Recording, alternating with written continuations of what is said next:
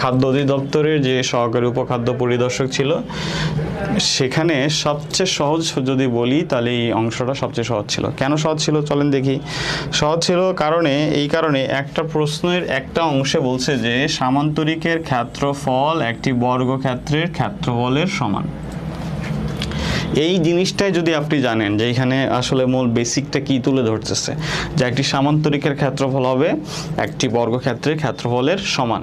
এখানে বলতেছে যে সামান্তরিকের ভূমি, এখানে একটু খেয়াল করেন, এখানে বলতেছে যে সামান্তরিকের ভূমি হবে 125 মিটার আর তার উচ্চতা হবে কত মিটার? 5 মিটার।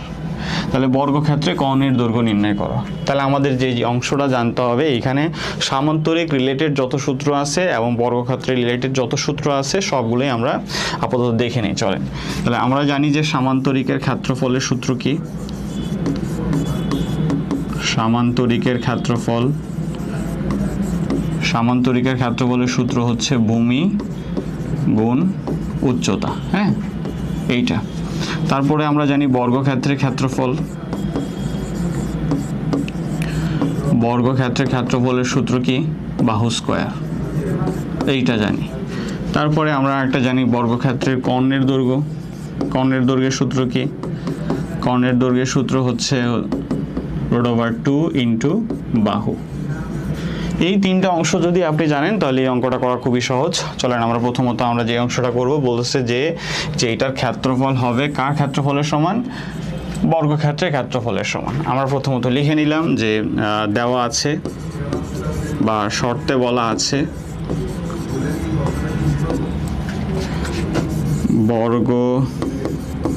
বর্গক্ষেত্রের ক্ষেত্রফল, এইটা মানে বলা আছে, এটা মানে কি বলা আছে? যে সামান্তরিকের ক্ষেত্রফলের সমান। আমরা এই কন্ডিশনটা তুলে ধরলাম, সামান্তরিকের ক্ষেত্রফল। তাহলে বলেন যে আপনি এখানে জানেন হচ্ছে যে বর্গক্ষেত্রের ক্ষেত্রফলের সূত্র জানেন হচ্ছে বাহু স্কয়ার, হ্যাঁ বাহু স্কয়ার জানেন, আর সামান্তরিকের ক্ষেত্রফল জানেন হচ্ছে ভূমি গুণ উচ্চতা জানেন। তাহলে বাহু স্কয়ার পাইছি, ভূমির মানটা হচ্ছে কত? ভূমির মান দেওয়া আছে 125 আর উচ্চতার মান দেওয়া আছে হচ্ছে 5 মিটার। তাহলে ক্যালকুলেশন করি, এখানে কিন্তু সব সময় ক্ষেত্রফলে হবে বর্গ একক, হ্যাঁ যেহেতু মিটারে আছে আমরা এখানে লিখে নেব হচ্ছে বর্গ মিটার। তাহলে 125 আর 5 গুণ করেন, 125 আর 5 যখন গুণ হবে 5 আর 5 গুণ করলে 25 আর থাকতেছে হচ্ছে 2, 5 × 60 2 62, 625। এখন এই 625-এর মানটা কার? 625-এর মান হচ্ছে বাহু স্কয়ারের ভ্যালু। তাহলে বাহু স্কয়ারের ভ্যালু এখন উভয় পাশে যদি আমরা রুট দ্বারা গুণ করি তাহলে পাওয়া যাবে হচ্ছে স্কয়ার রুটে কাটা গেলে থাকবে বাহু 625-এর রুট হচ্ছে 25, হ্যাঁ। তাহলে এইটা যদি বাহুর ভ্যালু হয় 25, আমাদের বের করতে বলছে যে বর্গক্ষেত্রে কর্ণের দৈর্ঘ্য। তাহলে বর্গক্ষেত্রে কর্ণের দৈর্ঘ্য সূত্র কি? √2 ইন্টু বাহু। তাহলে আমরা এইটা এখানে লিখব যে দেওয়া আছে বর্গক্ষেত্রের